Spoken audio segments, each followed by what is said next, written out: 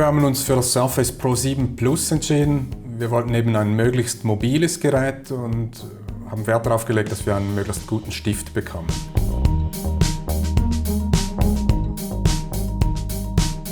Das Surface hat einen sehr guten Stift, eigentlich den besten Stift, den ich persönlich je getestet habe.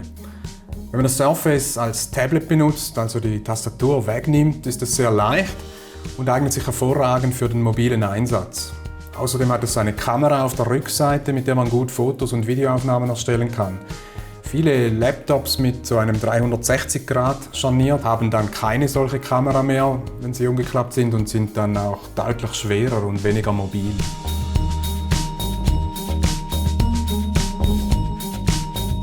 Mit einem Stift kann man sehr einfach Dinge visualisieren. Man kann unterstreichen oder Dinge mit Pfeilen in Beziehung setzen. Jetzt könnte man argumentieren, dass man das ja auch mit einem Stift auf Papier machen kann. Aber dann hat man die ganzen Vorteile des Digitalen nicht. Am Computer kann man nahtlos neben Handschriftlichem kann man auch Links auf Webseiten, Screenshots, Fotos oder Filme, zum Beispiel von einem Versuch, und noch viel mehr integrieren. Sind kein Mobilbetriebssystem wie Android oder iOS. Wir stellen immer wieder fest, dass gute Kenntnisse in den weit verbreiteten Office-Produkten von Microsoft von den Lehrbetrieben, aber auch von den weiterführenden Schulen gewünscht werden. Die volle Funktionalität von Office erhält man eben nur mit den großen Betriebssystemen macOS und Windows. Und ein anderer Aspekt sind Peripheriegeräte. Bei iOS und Android ist es oft schwierig oder unmöglich, Peripheriegeräte wie programmierbare Roboter, 3D-Drucker oder Schneideplotter usw. anzuschließen oder anzusteuern. Und wenn man nun jetzt ein Gerät sucht, das alle diese Anforderungen erfüllt, die wir eben an so einem Gerät haben, dann bleibt eben nur noch ein Windows-Gerät übrig.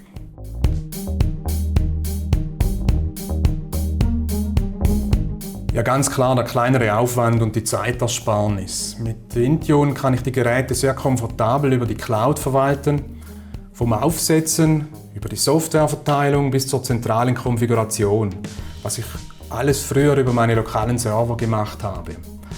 Aber auch Autopilot spart viel Zeit, zum Beispiel wenn man neue Geräte bekommt. Statt das vorinstallierte Windows zu löschen und mit einem eigenen Image zu ersetzen, wendet man nur die gewünschten Änderungen auf die vorhandene Installation an. Das passiert alles im Hintergrund. Die Benutzerinnen und Benutzer können das Gerät also selber auspacken und aufstarten. Das Einzige, was sie machen müssen, ist die Sprache und Tastatureinstellungen zu wählen und sich mit einem WLAN zu verbinden. Und danach konfiguriert sich das Gerät von selber.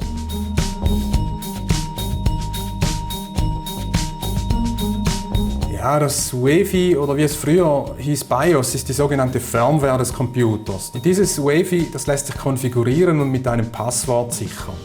Man kann da zum Beispiel die Kamera oder das WLAN-Modul abschalten und noch viel mehr. Wenn nun nicht ich diese Einstellungen mache und mit einem Passwort schütze, könnte das jemand anders machen. Und darum führt eben kein Weg daran vorbei, diese Einstellungen selber zu machen und dann zu schützen.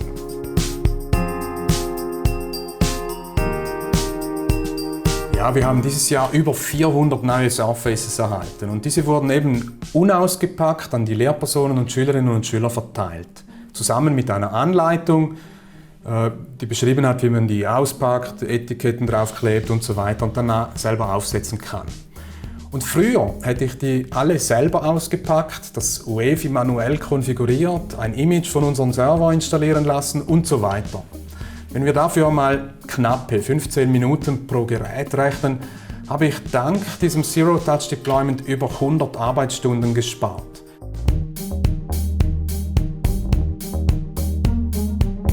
Einen Computer möglichst gut vor Malware zu schützen, sollte man Updates von Betriebssystem und Software möglichst zeitnah installieren. Das trifft auf alle Computer zu. Häufig werden aber eben diese Firmware, also das UEFI oder BIOS, von dem wir vorher gesprochen haben, und auch die Treiber vergessen. Und bei den Surface-Geräten kommen diese Updates über die normalen Windows-Updates. Man muss also nicht selber schauen, wie man UEFI oder Treiber-Updates auf hunderte Computer verteilen kann.